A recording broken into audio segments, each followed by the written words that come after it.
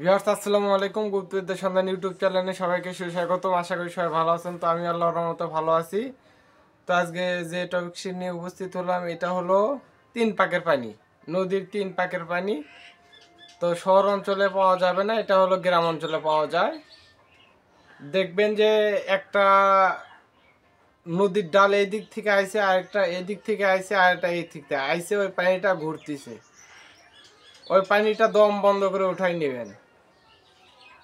নেওয়ার পর ওই পানির উপর মন্ত্র পাঠ করবেন।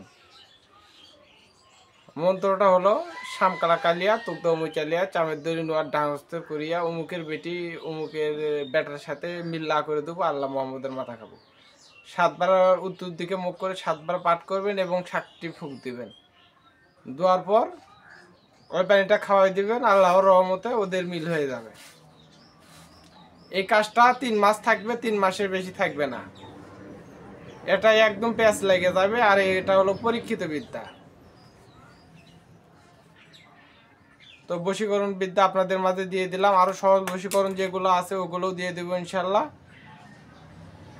তো সবাই ভালো থাকবেন, সুস্থ থাকবেন। আসসালামু আলাইকুম।